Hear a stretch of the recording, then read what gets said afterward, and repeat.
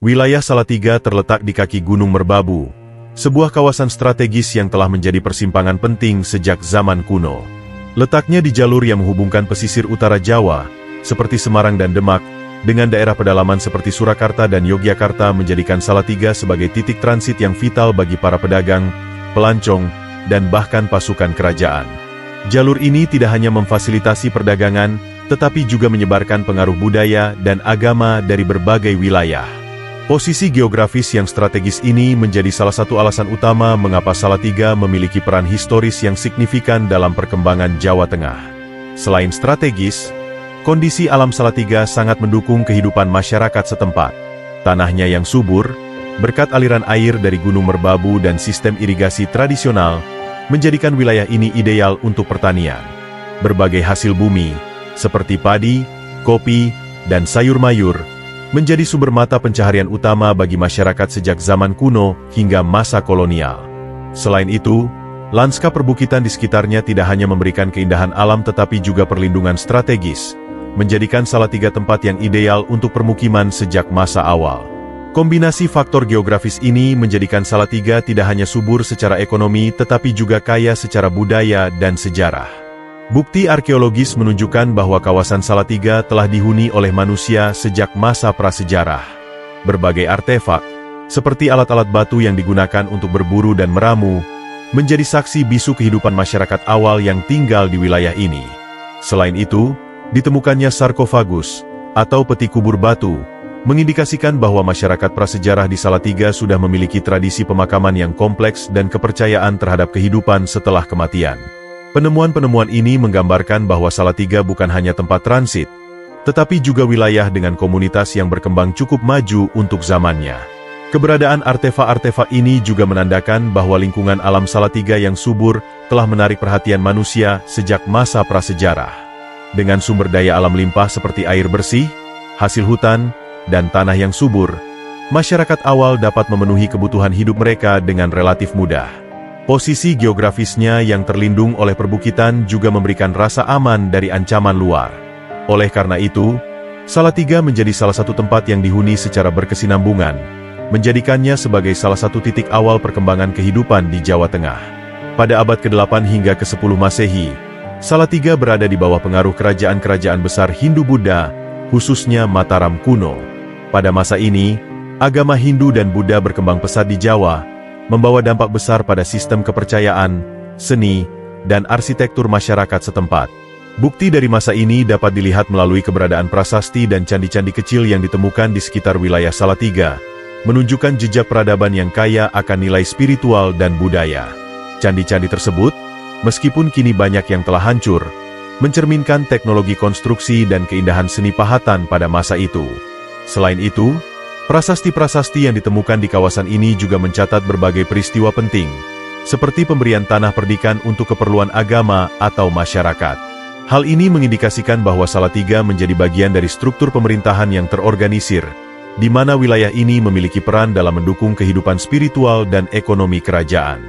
Dengan tanah yang subur dan posisinya yang strategis, Salatiga menjadi wilayah yang penting tidak hanya sebagai tempat pemukiman, tetapi juga sebagai pusat keagamaan dan administratif pada era Hindu-Buddha. Kehadiran budaya Hindu-Buddha yang kuat pada masa ini meninggalkan jejak yang bertahan hingga sekarang, baik dalam tradisi maupun peninggalan arkeologis. Prasasti Plumpungan merupakan bukti tertulis paling awal yang mencatat nama Salatiga dalam sejarah. Prasasti ini dikeluarkan pada tahun 750 Masehi, pada masa pemerintahan Kerajaan Mataram kuno, dan ditulis menggunakan aksara Jawa kuno dengan bahasa Sanskerta. Isinya mencatat pemberian tanah perdikan, atau tanah bebas pajak, oleh seorang raja kepada masyarakat setempat.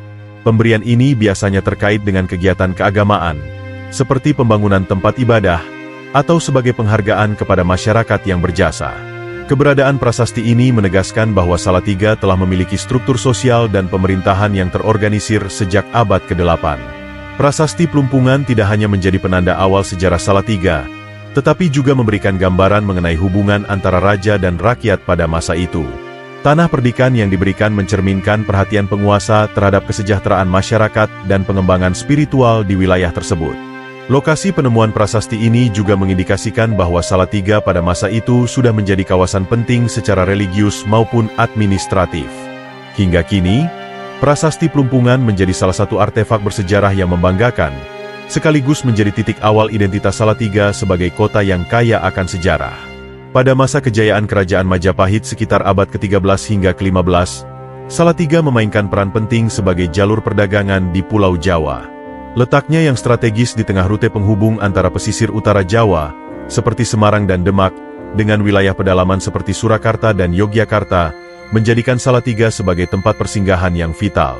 Para pedagang dari berbagai daerah, termasuk dari wilayah Nusantara dan mancanegara, kerap melewati Salatiga untuk mengangkut barang dagangan seperti rempah-rempah, tekstil, hasil bumi, dan logam. Sebagai tempat persinggahan, Salatiga juga menjadi titik pertemuan budaya. Interaksi antara pedagang lokal dan asing membawa pengaruh terhadap kehidupan masyarakat setempat, baik dalam hal bahasa, seni, maupun tradisi. Meski tidak menjadi pusat pemerintahan Majapahit, keberadaan Salatiga sebagai bagian dari jaringan perdagangan yang dikuasai Majapahit menunjukkan pentingnya kota ini dalam mendukung kemakmuran kerajaan. Pengaruh Majapahit yang kuat pada masa itu menciptakan landasan bagi perkembangan ekonomi dan budaya Salatiga di masa berikutnya. Pada abad ke-15, penyebaran Islam mulai memberikan pengaruh besar di Pulau Jawa, termasuk di wilayah Salatiga. Proses ini sebagian besar dipelopori oleh para pedagang Muslim yang datang dari pesisir utara Jawa, seperti Demak dan Jepara. Mereka tidak hanya berdagang, tetapi juga membawa ajaran agama Islam ke masyarakat setempat. Dalam proses tersebut, para ulama dan wali memainkan peran penting dengan menyebarkan nilai-nilai Islam melalui pendekatan budaya, seperti seni, sastra, dan tradisi lokal. Islam diterima secara bertahap oleh masyarakat Salatiga, yang pada saat itu masih dipengaruhi oleh budaya Hindu-Buddha. Kombinasi antara pengajaran agama dan penyesuaian dengan tradisi lokal membuat Islam berkembang pesat tanpa banyak perlawanan. Selain itu, kedatangan Islam juga membawa perubahan dalam kehidupan sosial dan ekonomi masyarakat. Nilai-nilai Islam mulai diterapkan dalam perdagangan, sistem sosial, dan tata cara kehidupan sehari-hari. Proses ini membentuk identitas baru bagi Salatiga, menjadikannya sebagai bagian dari komunitas Muslim yang berkembang pesat di Jawa Tengah. Pada abad ke-17, kedatangan bangsa Eropa, khususnya Belanda, mulai memberikan dampak signifikan terhadap wilayah Salatiga. Sebagai bagian dari strategi kolonial, Belanda melihat letak Salatiga yang strategis sebagai penghubung antara pesisir utara Jawa dan daerah pedalaman sebagai aset penting untuk mendukung penguasaan mereka atas jalur perdagangan dan logistik. Salatiga, yang berada di jalur pergerakan komoditas penting seperti rempah-rempah dan hasil bumi, menjadi salah satu wilayah yang diawasi ketat oleh kolonial Belanda. Selain itu, Belanda mulai membangun infrastruktur untuk mendukung dominasi ekonomi dan politik mereka di wilayah ini. Jalan-jalan utama dan pos pengawasan didirikan untuk memperlancar transportasi barang serta memantau aktivitas penduduk lokal. Kehadiran Belanda juga membawa perubahan dalam tatanan sosial, ekonomi, dan pemerintahan di Salatiga. Wilayah ini mulai dimanfaatkan sebagai titik persinggahan strategis sekaligus pusat administrasi lokal bagi kepentingan kolonial.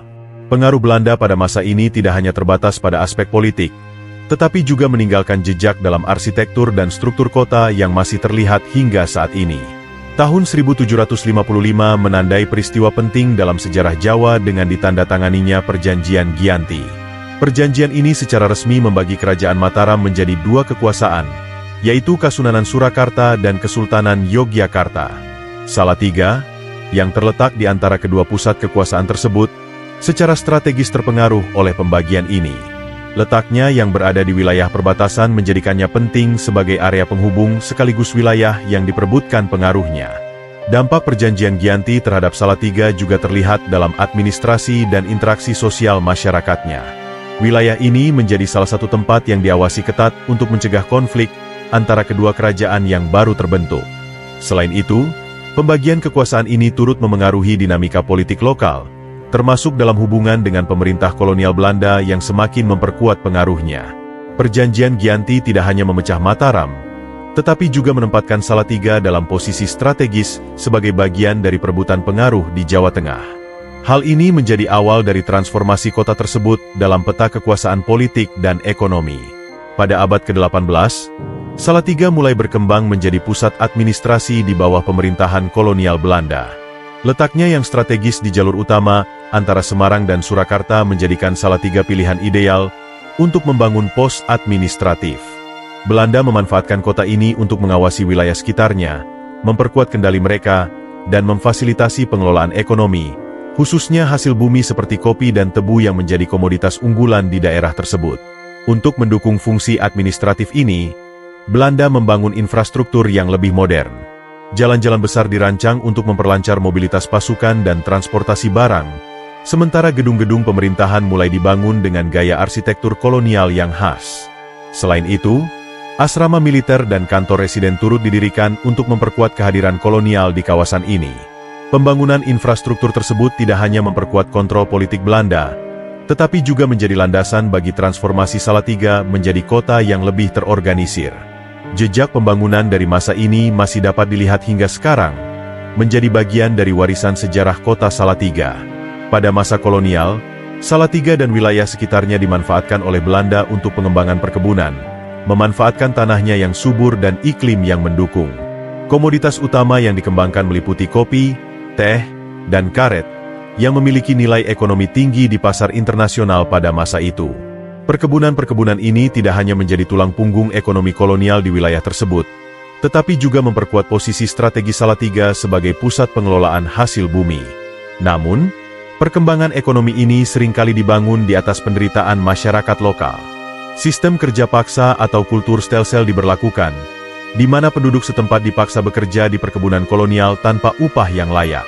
Selain itu, lahan-lahan pertanian yang sebelumnya menjadi sumber penghidupan masyarakat seringkali diambil alih untuk keperluan perkebunan, menyebabkan banyak petani kehilangan mata pencaharian mereka.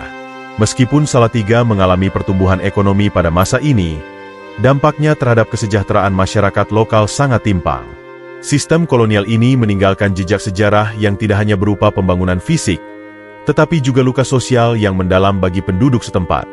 Pada akhir abad ke-19, Salatiga mengalami perkembangan signifikan dalam hal infrastruktur, terutama dengan diperkenalkannya sistem transportasi modern oleh pemerintah kolonial Belanda.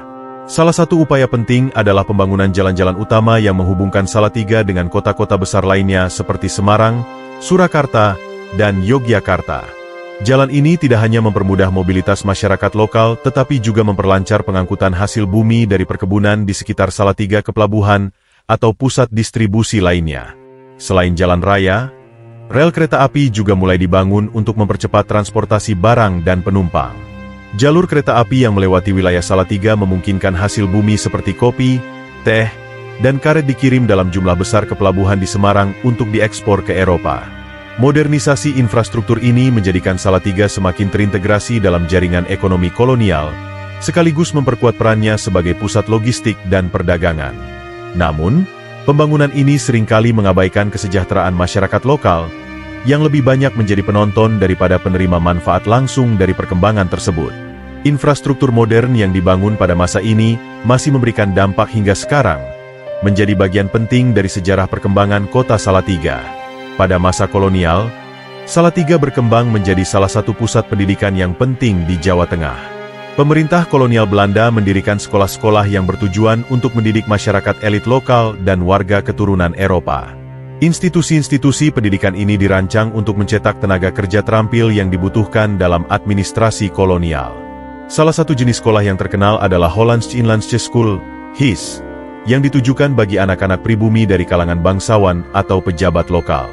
Selain HIS, didirikan pula sekolah untuk komunitas Eropa seperti Europese Lager School, ELS, yang memberikan kurikulum berbasis standar pendidikan Barat. Di sekolah-sekolah ini, para siswa diajarkan bahasa Belanda, ilmu pengetahuan modern, dan nilai-nilai Barat.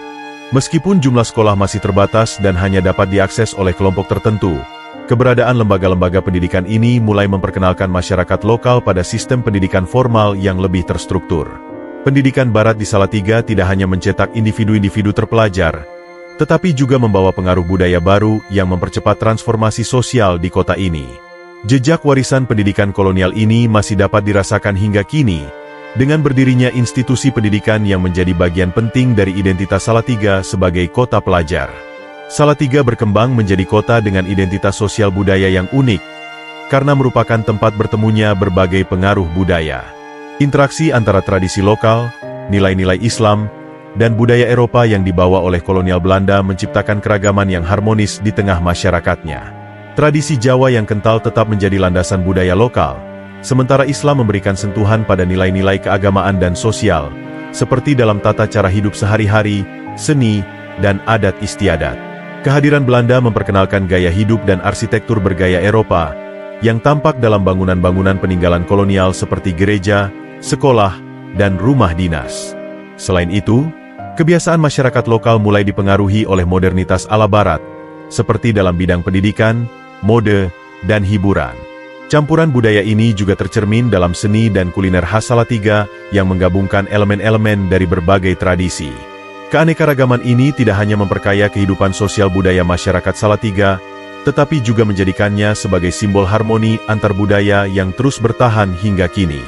Pada masa pendudukan Jepang antara tahun 1942 hingga 1945, kehidupan di Salatiga berubah drastis, seiring dengan peralihan kekuasaan dari Belanda ke Jepang.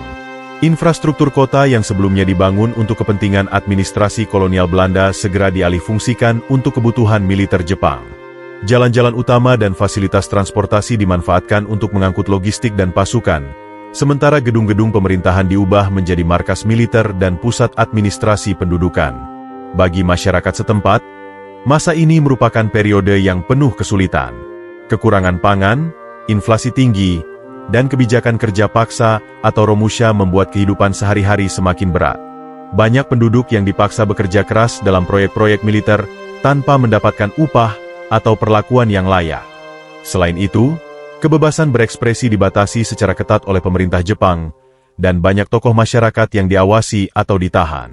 Meski pendudukan Jepang berlangsung relatif singkat, dampaknya terhadap kehidupan sosial, ekonomi, dan mental masyarakat Salatiga sangat besar, meninggalkan kenangan akan masa-masa penuh penderitaan yang menjadi bagian dari sejarah perjuangan bangsa. Setelah proklamasi kemerdekaan Indonesia pada 17 Agustus 1945, Salatiga menjadi salah satu wilayah yang bergejolak dalam perjuangan mempertahankan kemerdekaan. Meskipun Indonesia telah menyatakan diri sebagai negara merdeka, tentara Belanda, yang didukung oleh pasukan sekutu, berusaha kembali menguasai wilayah ini melalui agresi militer. Hal ini memicu perlawanan sengit dari masyarakat Salatiga, yang bergabung dengan Laskar-Laskar Perjuangan dan Tentara Keamanan Rakyat, TKR, untuk mempertahankan kemerdekaan. Di Salatiga, pertempuran dan sabotase terhadap infrastruktur Belanda kerap terjadi. Para pejuang lokal menggunakan strategi gerilya untuk melawan kekuatan militer Belanda yang lebih besar dan lebih terorganisir. Masyarakat turut membantu dengan menyediakan logistik, menyembunyikan para pejuang, dan memberikan informasi penting. Meski menghadapi tekanan berat, semangat juang masyarakat Salatiga tidak surut. Perjuangan ini menjadi bagian penting dari revolusi nasional yang akhirnya memaksa Belanda mengakui kedaulatan Indonesia pada tahun 1949. Salatiga, dengan kontribusinya dalam mempertahankan kemerdekaan, menjadi saksi keberanian dan semangat patriotisme rakyat Indonesia. Selama Revolusi Nasional Indonesia, 1945 hingga 1949, Salatiga menjadi salah satu wilayah strategis yang menjadi basis pergerakan para pejuang kemerdekaan. Letaknya yang berada di tengah jalur penghubung antara Semarang dan Surakarta menjadikannya tempat yang penting untuk mengatur strategi dan logistik dalam melawan upaya Belanda merebut kembali kekuasaan. Wilayah ini sering dijadikan tempat persinggahan pasukan gerilya, markas rahasia, dan lokasi pertemuan para tokoh pergerakan. Banyak peristiwa penting terjadi di Salatiga selama masa revolusi. Aksi sabotase terhadap pasukan dan aset Belanda kerap dilakukan oleh para pejuang lokal. Selain itu, masyarakat setempat memberikan dukungan penuh kepada perjuangan dengan menyediakan makanan, tempat berlindung, serta informasi tentang pergerakan musuh. Salah satu momen bersejarah adalah terjadinya bentrokan antara pasukan Belanda dan pejuang Indonesia di sekitar Salatiga, yang menunjukkan perlawanan rakyat yang gigih meskipun dengan persenjataan yang terbatas. Peran Salatiga dalam revolusi nasional menjadi bukti nyata semangat perjuangan rakyat untuk mempertahankan kemerdekaan Indonesia di tengah situasi yang penuh tantangan. Setelah Indonesia merdeka, Salatiga mengalami perkembangan sebagai salah satu kota penting di Jawa Tengah. Pada tahun 1951, Salatiga secara resmi diakui sebagai kota administratif oleh pemerintah Indonesia. Pengakuan ini menandai transformasi Salatiga dari wilayah kolonial menjadi bagian yang terintegrasi dalam struktur pemerintahan republik yang baru lahir.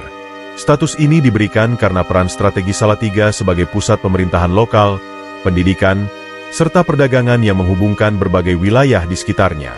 Dengan status resmi sebagai kota, Salatiga mulai membangun kembali infrastruktur dan sistem administrasi yang sempat terganggu selama masa pendudukan Jepang dan revolusi kemerdekaan.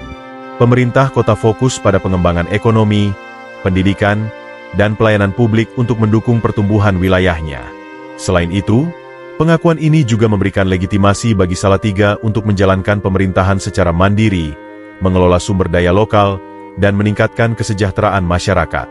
Keputusan ini mencerminkan pentingnya Salatiga sebagai pusat aktivitas regional yang terus berkembang hingga kini.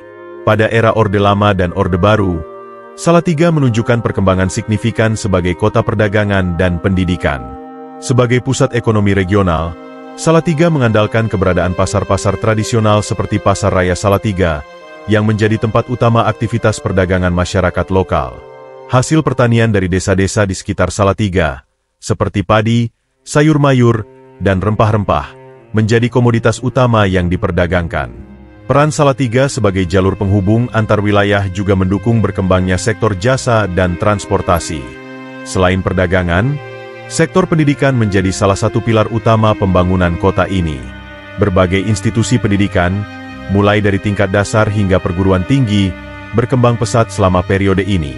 Universitas Kristen Satya Wacana, UKSW, yang didirikan pada 1956 menjadi salah satu ikon pendidikan di Salatiga, menarik mahasiswa dari berbagai daerah di Indonesia.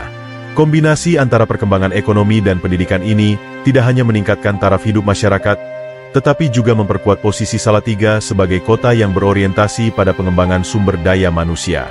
Hingga kini, warisan pertumbuhan ekonomi dan pendidikan pada masa ini masih menjadi fondasi penting bagi kemajuan Salatiga. Memasuki abad ke-21, Salatiga terus berkembang menjadi kota modern yang tetap mempertahankan identitas multikulturalnya. Sebagai kota yang dikenal dengan toleransi antarumat beragama dan keberagaman etnis, Salatiga menjadi contoh harmoni sosial di tengah masyarakat Indonesia yang majemuk. Penduduk Salatiga terdiri dari berbagai latar belakang, termasuk Jawa, Tionghoa, serta komunitas pendatang lainnya yang hidup berdampingan secara damai. Perayaan budaya dan agama, seperti Imlek, Idul Fitri, Natal, dan tradisi Jawa, dirayakan dengan semangat kebersamaan, mencerminkan kerukunan yang menjadi ciri khas kota ini. Dalam aspek pembangunan, Salatiga mengalami transformasi sosial yang ditandai dengan meningkatnya akses terhadap pendidikan, teknologi, dan layanan publik. Pembangunan infrastruktur modern, seperti jalan raya, fasilitas kesehatan, dan ruang publik, memperkuat daya tarik Salatiga sebagai tempat tinggal dan tujuan wisata. Selain itu, peran institusi pendidikan seperti Universitas Kristen Satya Wacana, UKSW, terus memperkaya dinamika sosial dan intelektual kota ini. Meski modernisasi terus berlangsung, Salatiga tetap menjaga kearifan lokalnya, menjadikannya sebagai kota yang memadukan tradisi dan kemajuan secara harmonis. Hari ini, Salatiga dikenal luas sebagai kota toleransi yang memiliki suasana damai dan penuh harmoni. Predikat ini tidak hanya berdasarkan kerukunan antar umat beragama dan keberagaman etnis yang telah lama terjaga, tetapi juga pada sikap masyarakatnya yang saling menghormati perbedaan. Salatiga menjadi tempat di mana nilai-nilai toleransi hidup dalam praktik sehari-hari, mencerminkan keunikan kota yang kaya akan warisan budaya dan sejarah. Sejarah panjang Salatiga terus dilestarikan melalui berbagai kegiatan budaya dan pelestarian situs-situs bersejarah, seperti prasasti Plumpungan, gereja-gereja kolonial, dan bangunan kuno lainnya. Festival budaya, pameran seni, dan peringatan hari-hari besar sering diadakan untuk menjaga ingatan kolektif masyarakat terhadap akar sejarah kota ini. Selain itu, Salatiga juga dikenal sebagai kota pendidikan dan wisata yang menawarkan suasana sejuk dan asri, dengan latar belakang Gunung Merbabu yang indah. Kombinasi antara sejarah, budaya, dan modernitas ini menjadikan Salatiga sebagai kota yang tidak hanya ramah untuk ditinggali tetapi juga menarik untuk dikunjungi.